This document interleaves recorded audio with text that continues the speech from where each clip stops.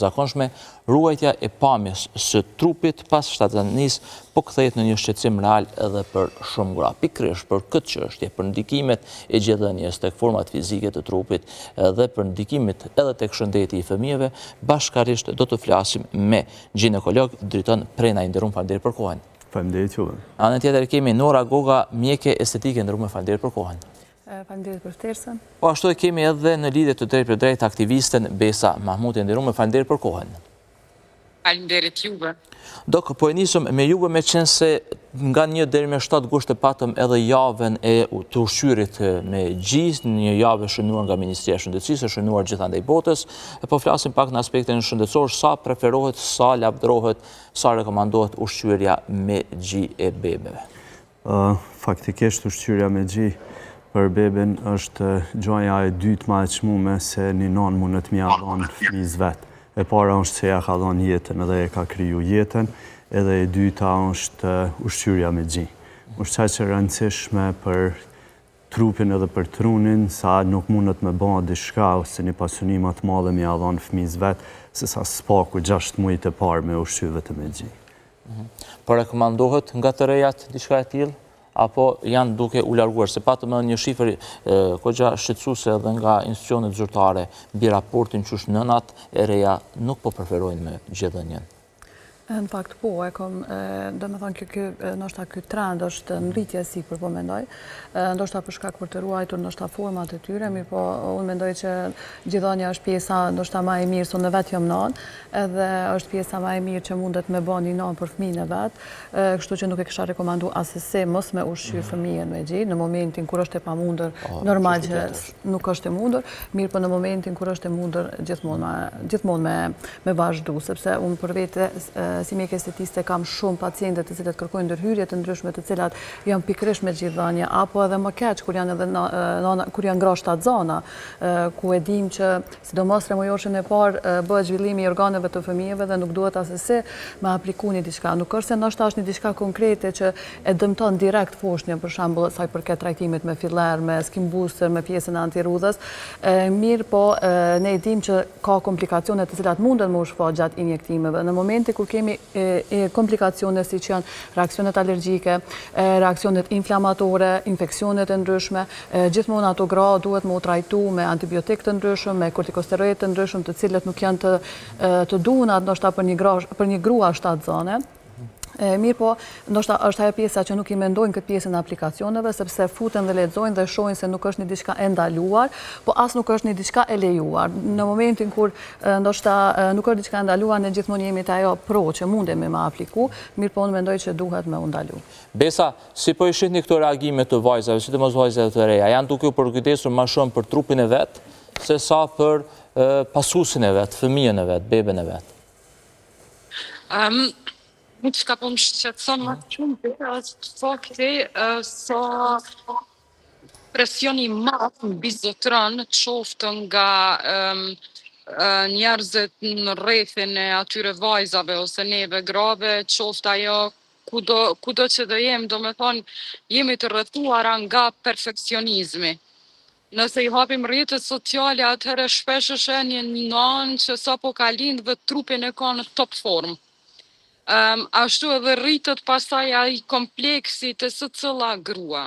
Gjithsesi, patjetër që gjithëdhënia nuk ka jam vetë nënë dhe është gjaja më e bukur që mund ta bësh, por besoj që ka edhe prej atyre që kanë presion jashtëzakonisht madh, sidomos pas lindjes. Doktori në studio me siguri e din më mirë se sa shumë gra vuajnë nga depresioni postnatal. Me të ndëgjuara e kam që ajo ndikon pastaj edhe tek gjithëdhënia, do me thonë shkakton stres tek nëna, tek fëmiu. Dhe besoj që ka edhe raste të atilla që ndoshta për rreth nënës dhe fëmijut, i kam dëgju shpesh që thonë për shembull pse nuk pi jep edhe plohen shumë, le të shton pak më shumë se shumë i dopt. Do me thonë edhe durimi në rreth ku jetojmë, ka njëherë është tepër shumë i kufizuar, edhe ndikon, besoj edhe ajo masaj që opcioni i parë me qenë me njëherë me dhonë gjip plohen që mos mu konfrontu hiq Spari me dukjen e nënës, dyti me peshën e bebës, treti me stresin, e tjere, tjere, tjere. Dok, sa është kjo shqetësuese tek gratë dhe sa e dëmton gjithënia formën fizike të gjinit? Okej, formën fizike ka me e damtu, se nuk është se nuk e damton, është me fëmin e parë jo që është shumë, po me dytin ose me tretin, ka me e damtu, po kjo nuk ka logjik, definitivisht s'ka logjik mës mi i dhonë fëmis gjinj për qatë arsye. Sepse na e kena edhe plake natyrale, cila ka me në ndodhë deshte e zdeshte, dhe me thonë me kalimin e vite, gjdo një trup i një njerit ka me ndryshu. E pjesë e trupit është edhe gjini, kështu që ka me ndryshu me moshën edhe gjini.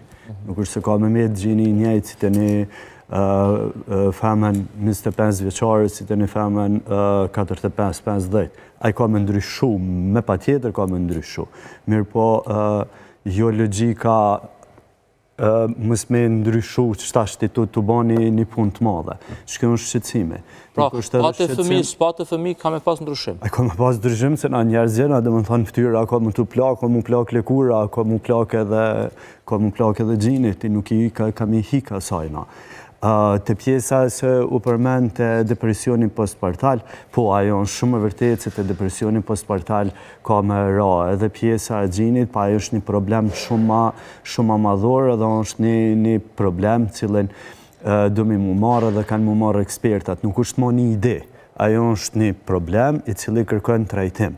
Dhe thonë, nuk jetë mu i mi dhonë gjinit për shkak depresionit, ajo është krejtësisht normale. Kena me provu me shëru depresionin, i cilën në qitë rast është shumë a i rëndësishëm shneti mendor i nanës, se sa në shta me ushqy fëmin me formull. Mirë po pjesa e dëshires, prap në dalën, dhe më thonë, janë dy kahje krejtësisht kundërta. Nuk është për momentin qaq alarmus se gjendja, se nuk janë t'i dhonë një përqindje jashtëzakonisht e madhe. Po trendi së është të shku, një moment ka mu kanë alarmuse.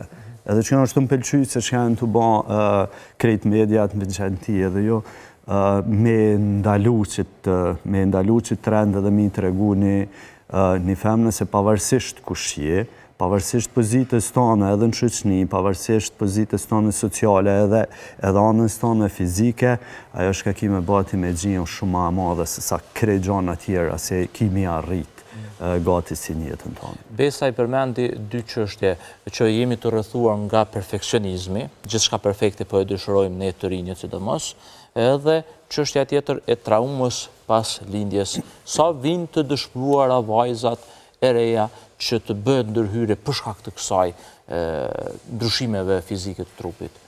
Në fakt ka shumë, është një numër shumë i madh, sidomos pas lindjes, për shkak se nuk janë të kënaqura me vete, nuk i kanë format e trupit siç kanë pas më herët, edhe normal që dojnë me bëni një ndryshim të menjëhershëm, menjëherë pas lindjes, ndoshta 2 javë, 3 javë pas lindjes, një gjë që është e pamundur, për shkak se nuk kemi ende një rregullim të duhur të hormoneve, se e dim që ndryshojnë komplet hormonet. Mirë po, edhe në qoftë se ne po bëjmë një injektim, për shembull, gjatë asaj kohe, prapë organizmi mundet mos me reagu në mënyrën më të duhur të pranimit të atij pillerit. Pra ka kërkesa që menjëherë pas lindjes të bëhen ndërhyrje, por që nuk pranohet shkencërisht në aspekt mjekësor diçka e tillë. Po, edhe pse janë nana gjithëdhënëse, po, ka shumë të tilla që thotë unë jam e rritur edhe e di se çka po bëj, edhe unë kam marrë me apliku. Pavarësisht se ne i themi që nuk duhet mu apliku gjatë pjesës së gjithëdhënies. Pse Besa po ndodh kjo, e tha, perfekcionizmin? Pse jemi duke lakmuar gjithçka nga perfektja? Pse nuk po e pranojmë këtë ndryshimin biologjik të trupit tonë, të qenjes tonë? E thash ma herët, kur secili prej neve ka rrjete sociale, secili prej neve shikon televizion, secili prej neve shikon filma, kemi sy për me pa, edhe ato përmasat nuk e dija janë më sikur atëherë që ka qenë 90-60-90, ato përmasat perfekte, a janë halon trend, ama përderi sa nuk i ki ato edhe ki veç pak vetë besim të mangët, shumë shpejt mund është me rrëshqit në atë kuptimin që me besu që vetëm ajo dukja perfekte mundet me të bo me undje grua ashtu në atë kuptimin. Tjetra edhe që ka më duket shumë e rëndësishme është me i cek edhe problemet që i kanë gratë me gratë. Shpesh herë ndodh për shembull, kur shkoj vizitoj ndaj park të fëmijëve a diçka, i ndëgjoj nanat të thonë për një nanë tjetër për shembull që është pak mbi peshë që thonë çfarë ç'shko ka bëu çfarë pele ose çka do thotë. Po E këto janë këto farë kjo qasje ndoshta në aspektet edhe sociologjike ose psikologjike të shoqërisë tonë.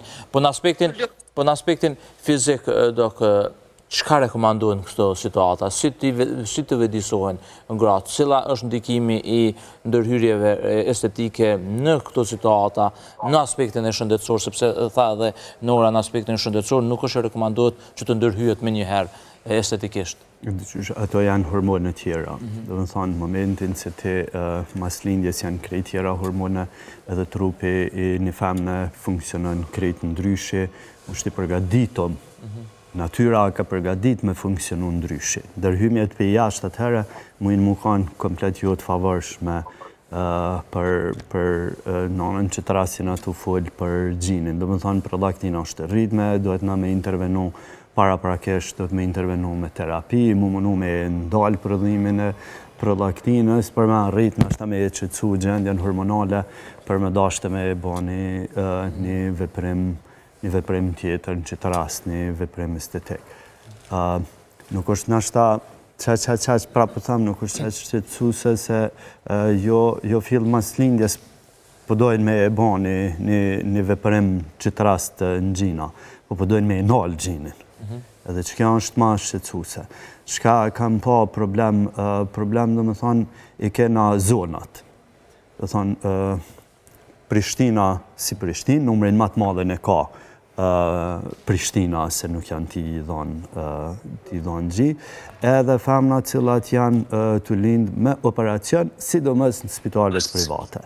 Se janë të është kriju një mendësi se nëse një femën lindë me operacion, nuk ka gji. Dhe thonë, një farmënyrën 80% që aty nëse lindin me operacion në privat, kur të vesi është, jo se kur përlenë që me operacion nuk ka gji, e cëlla s'ka të baj, nuk është as pak e vërteta, e se realisht gjini nuk e din ka dalë beba, ka dalë në lindje me operacion, a ka dalë në lindje normale. Gjini e din vese tash një është koha me fillu me prodhu. Dhe thonë, nuk ka informat tjetër mënyra ka dalë, po është kriju tani si koncept, edhe janë thjesht të pritu me fillu mi dhanë.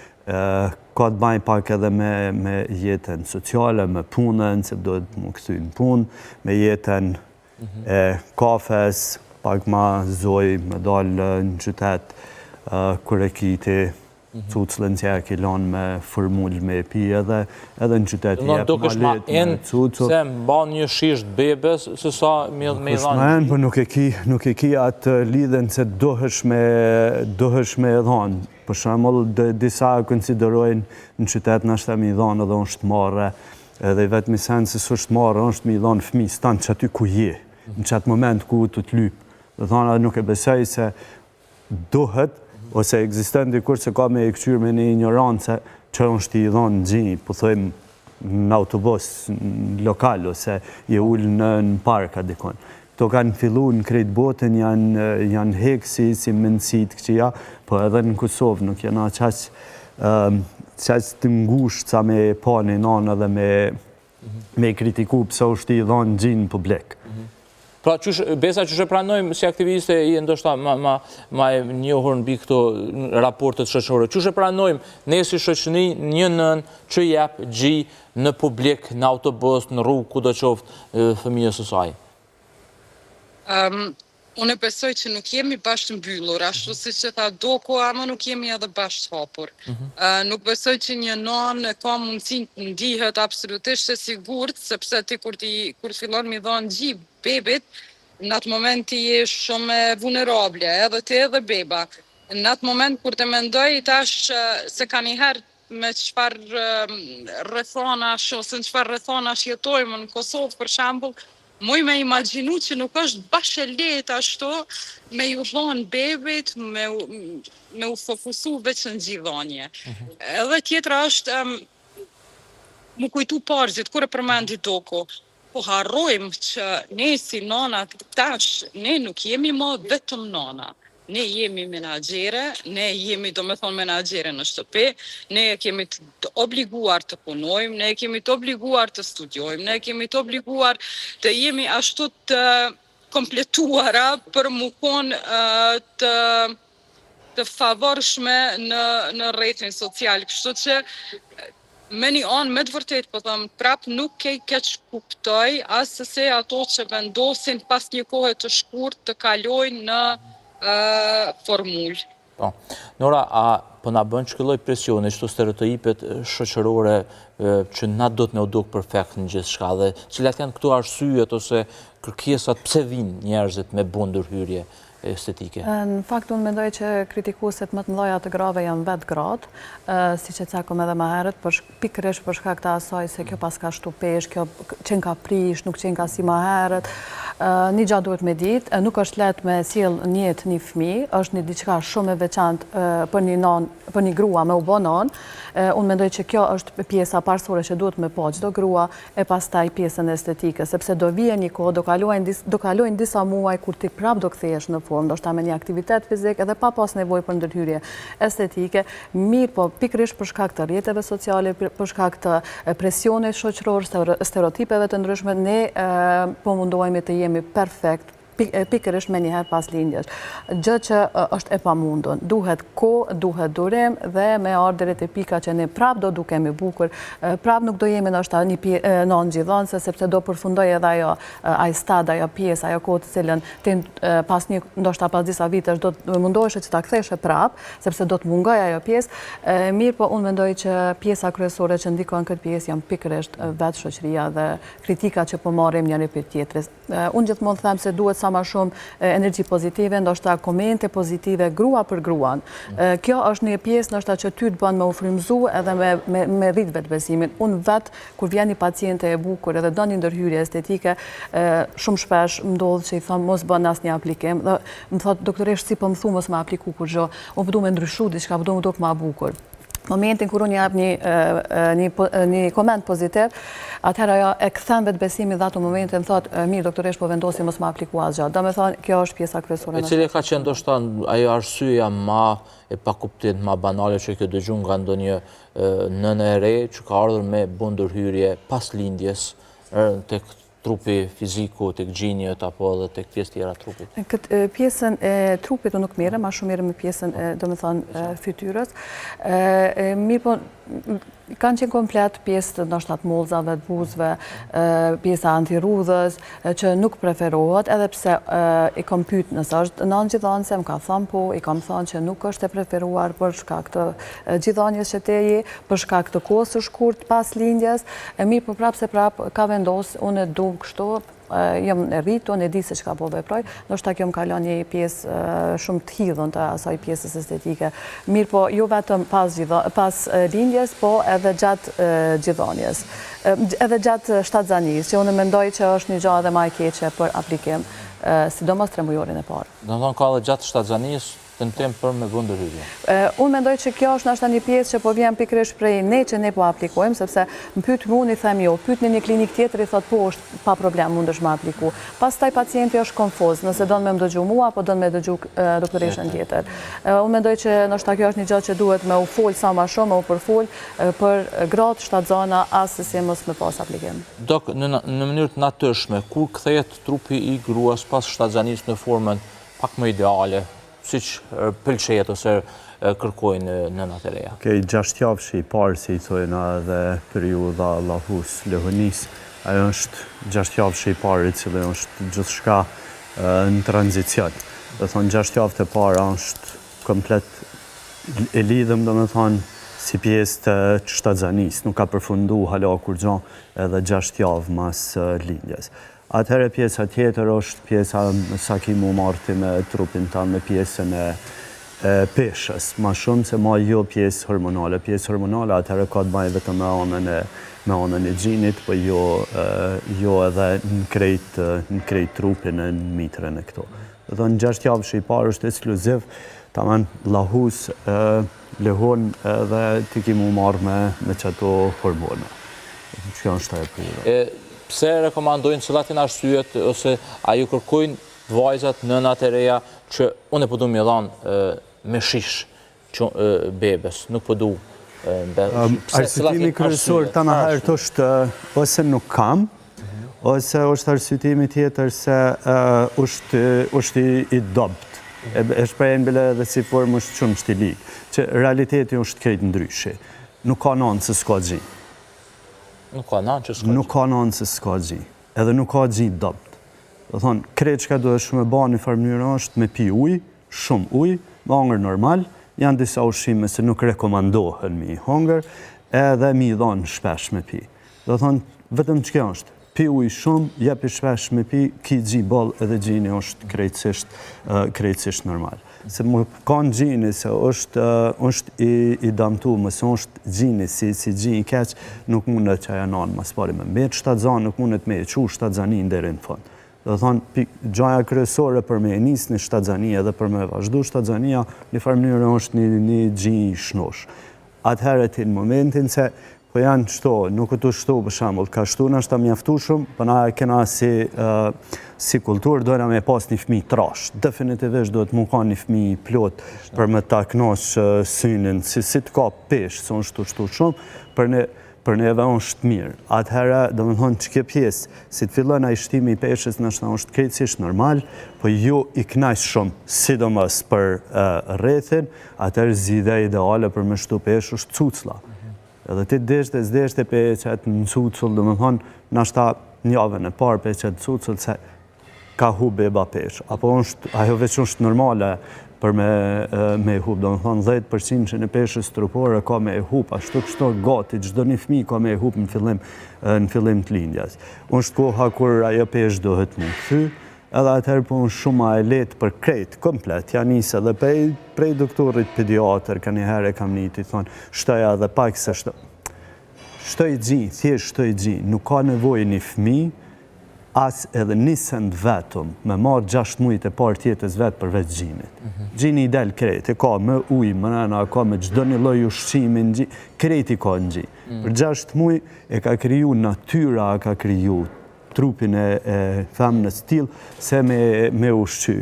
Që ata 6 mujtë e parë natyra nuk e lenë një nanë as me metë shtatzon 6 mujtë e parë mas lindjes, për shka krejt kohën është me rujtë që të fëmijën e vogël, te gjini, do të thonë ti e bëgjë dhe s'mun është asë shtatzon me mbetë, veç për shkak me rujt gjinin edhe për me mujtë me rritë fëminëve. Besa, komente në fundit se jemi në farën në fund të emisionit, si me i luftu këto lloj stereotipet negative në raport me çështjen e dhënies me gjithëdhënien dhe në raport me këto çka po e përmendet që këto shqetësimet e rrethit jetojmë për të tjerët dhe jo ndoshta për veten, jo ndoshta për beben tonë? Në fakt, nuk besoj që ka nevojë ma shumë diçka, përpos që me u eduku në atë formën që askush nuk mundet me qenë perfekt, edhe perfektja është shumë relative, nuk ekziston. Perfektja është nëse ki mundësin ta falë Zoti natyra ose të shkafi do që i beson, ta falë një fëmijë atëre t'jeshe lumtur, t'ja japësh atë më të mirën e mundshme që ekziston, edhe veç mos të mirëmi me komplekset që po na i shkakton rrethi. Nora, si mjekë estetike, çka rekomandon për fund për këtë këto nëna që tentojnë me bëjnë ndërhyrje? Të mos bëjnë ndërhyrje asëse, as gjatë shtazanis, as gjatë gjithonjes, të rrisin vetbesimin dhe të presin. Koha e qëron të gjitha plagët e themi, kështu që çdo gjë do vi në vendin e duhur dhe do kthehesh ashtu siç ke qenë vetëm me kohën. Mirë, po gjëja kryesore është rritja e vetbesimit. Pra jemi duket se krejt me një mendje të rekomandohet gjithsesi gjithëdhënia. Definitivisht 6 mujtë e parë është e nevojshme dhe e duhur me patjetër. Faleminderit shumë për kohën, për këto komente mbi këtë lloj shqetësimi ndoshta që është duke shkuar në rritje tek nënat e reja. Pra, shikues të nderuar, kishim këtë bashkë me Driton Prena, ginekolog, Nora Guga, mjeke estetike dhe Besa Mahmuti, aktiviste. Ju falenderojmë për kohën dhe komentet. Faleminderit. Tani do të vijojmë me kolegën Tringa për të kuptuar më shumë informacionet e fundit në edicion më të rinj informative me pas